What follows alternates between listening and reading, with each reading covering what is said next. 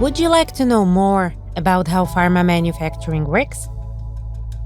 Every month, we bring you an insider conversation with our experts here at Lonza, with our partners and leaders in the industry. Hi, my name is Martina Hestericová, and this is A View On, a podcast brought to you by Lonza.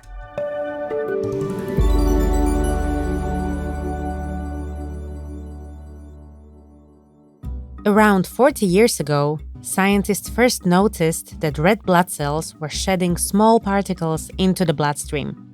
At the time, these tiny sacs, today known as exosomes, were deemed relatively useless and considered as cell debris or perhaps simply a way our bodies were decreasing the size of a red blood cell as it reached maturation.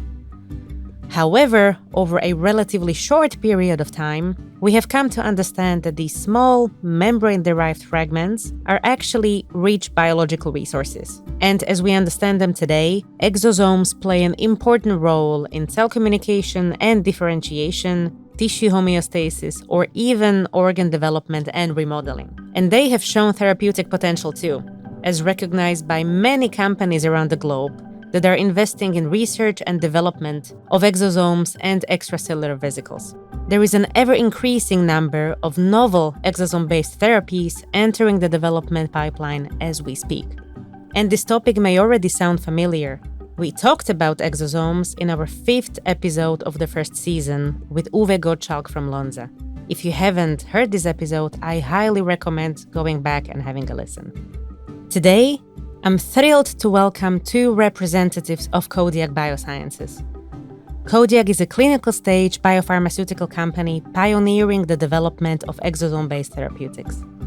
Last year, Lonza has acquired an exosome manufacturing site from Kodiak in Massachusetts in the US and started a long-term collaboration that will establish a center of excellence focused on jointly developing the manufacturing and characterization technologies of exosomes. To talk about the exciting science of exosomes, their manufacturing, and plans for the joint Center of Excellence, I am joined by a biologist, Sriram Sathyanarayanan, the Chief Scientific Officer of Kodiak BioSciences. Hi, Sriram. Welcome, and thanks for coming to our podcast. Thank you very much for giving me the opportunity to talk about this emerging, exciting topic about exosomes. I also find the topic really fascinating, so I'm more than excited to talk to you today. And Sriram is joined by Linda Bain, Kodiak's Chief Financial Officer. Hi, Linda. Thanks for joining us. Thank you, Martina. It's such a pleasure to meet with you this afternoon. It's great to have you both here. Let's begin by asking Sriram, what got you interested in exosomes in the first place? Exosomes are a fascinating new class of communication system. This communication system is conserved across all known animal and plant kingdoms. And it looks like the main responsibility for this communication system is to transfer complex macromolecules from cells to cells. I've been working on cancer and immunology drug development for over almost 20 years. And I find this novel therapeutic modality very exciting to bring new therapies to cancer patients. So you mentioned that you've worked in immuno-oncology for years.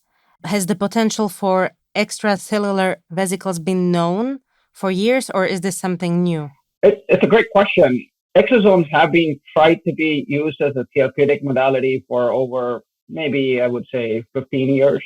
What we are trying to do is really very novel because we are engineering the exosomes so that they have very uniform properties so that they can be more effective as a cancer therapeutic. Mm-hmm. We were discussing this topic already in our first season of the podcast with Uwe Gottschalk, but what I find really interesting is now how it's being transformed from something that was deemed relatively useless a few decades ago to something that can transform lives and bring therapies to patients with really unmet medical needs. Could you, for our listeners, briefly summarize what your company does? Who and what is Kodiak BioSciences? Yeah, Kodiak BioSciences is a clinical stage biotherapeutics a company located in Cambridge, Massachusetts, what I would call as the mecca of innovation of biotech. And we are trying to really bring a new class of medicines that is based on engineered exosomes. And we built pretty much from scratch an engineered exosome therapeutics platform, and we have now published, extensively on this engineering modality.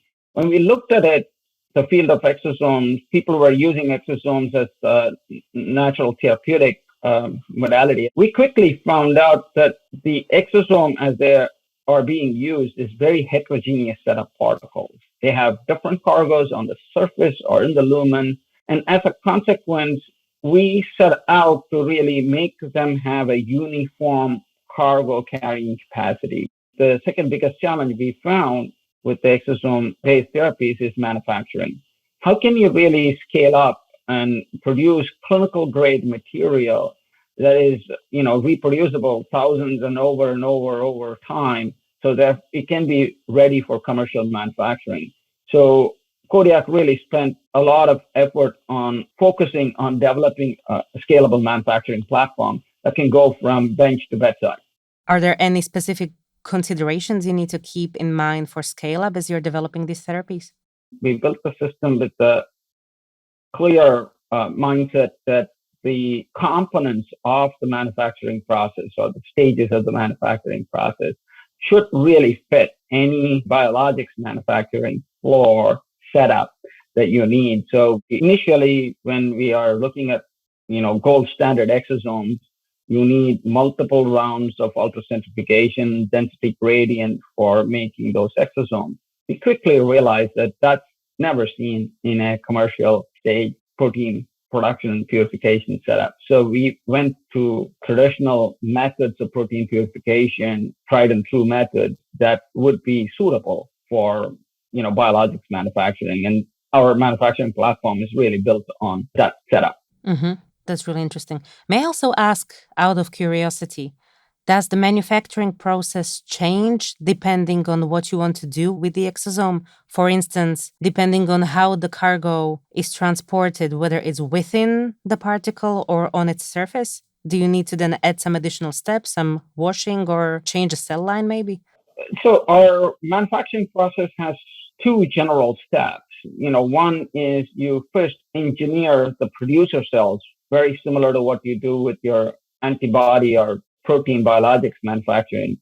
That engineered cell now starts to spit out exosomes that now have your cargo either on the surface or in the lumen. That engineering process is pretty much uniform for all of the cargo proteins.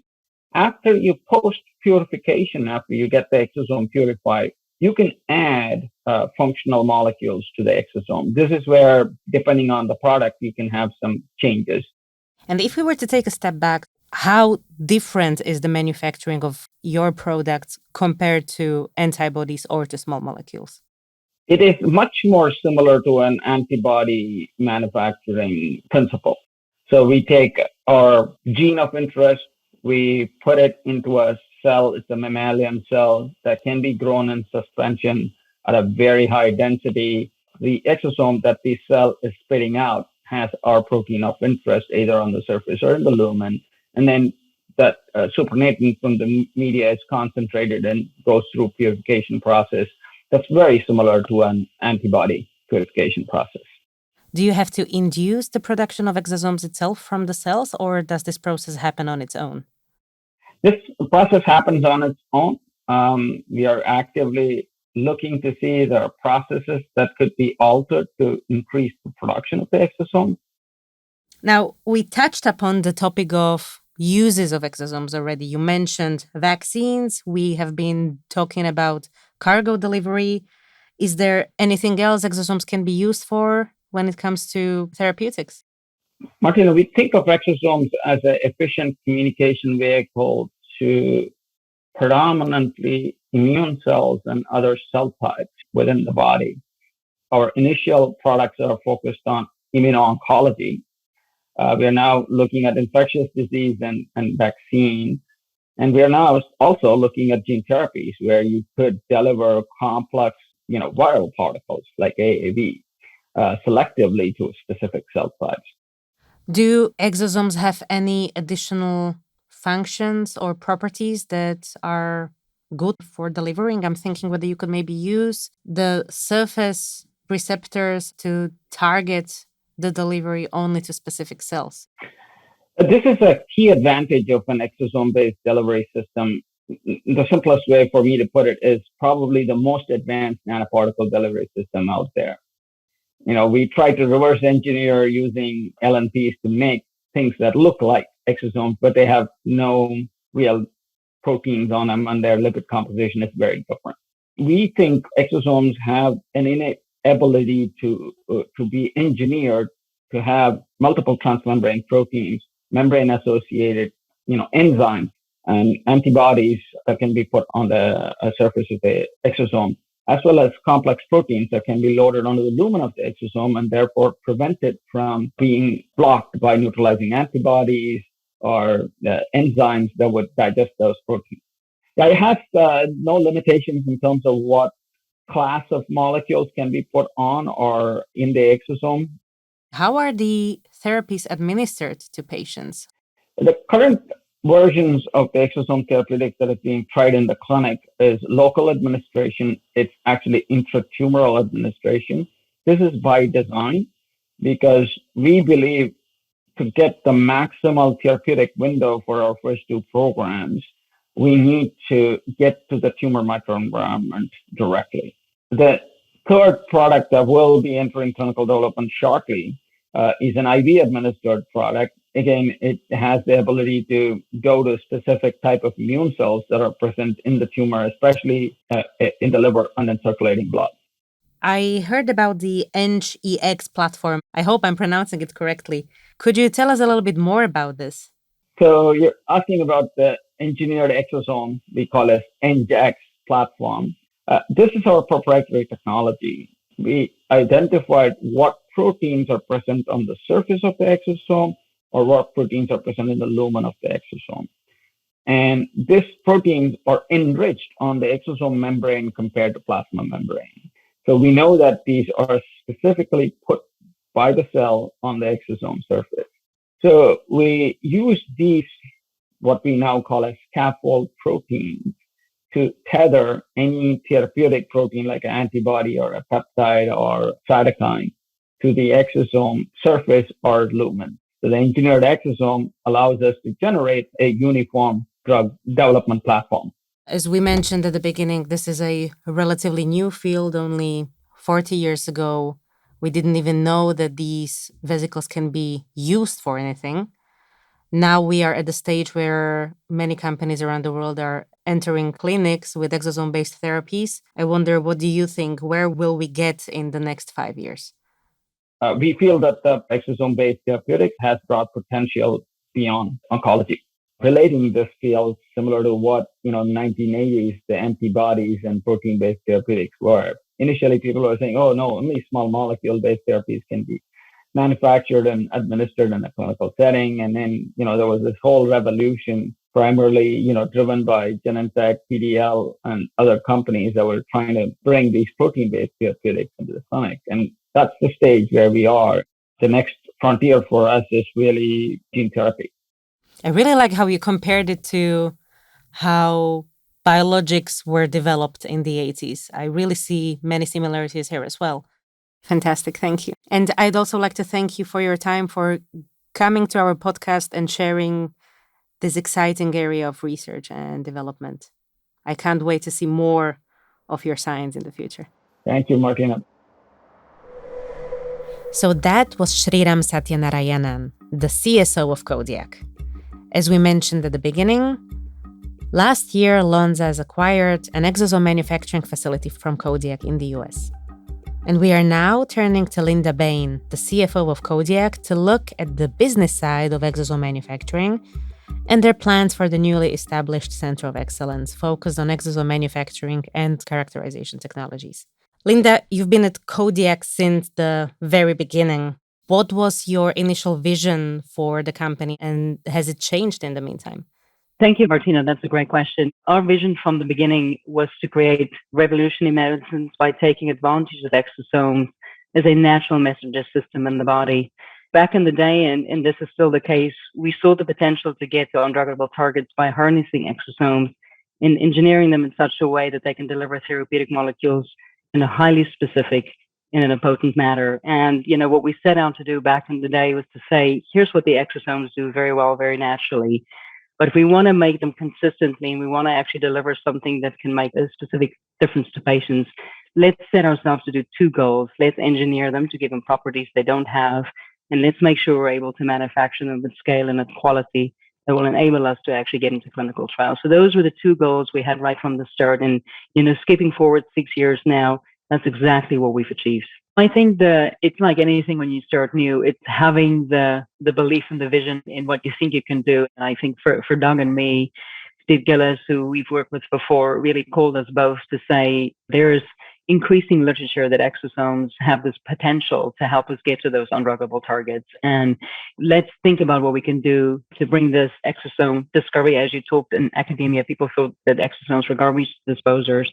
How do we bring this to be a therapeutic, and how do we form a company around it? And I think for me, it was a leap of faith to know that, reading the literature, you could tell that this was almost a no-brainer. And if we can engineer those things and set ourselves to change those properties, we can do amazing things. And I think, in this case, that's exactly what we said on day one. We also knew at the time that in addition, there were really two things that were very important for us.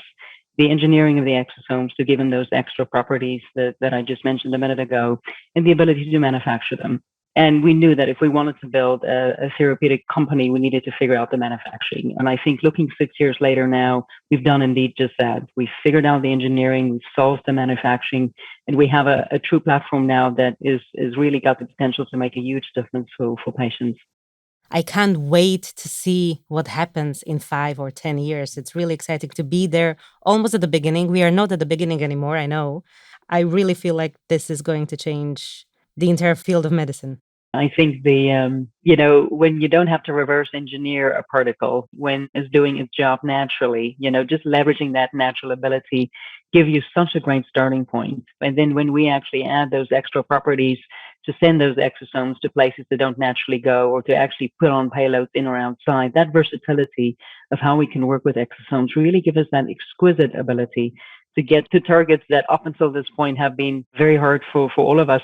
So you're absolutely right. The potential here is extraordinary. And I think touches on the fact that as we've now gone through the years here, what we've seen in our preclinical models have actually begun to translate into what we're seeing in the clinic, and really give us that hope that thanks to the investment we've made on the engineering side of the exosomes, as well as on manufacturing, that this will translate into clinical benefit for patients.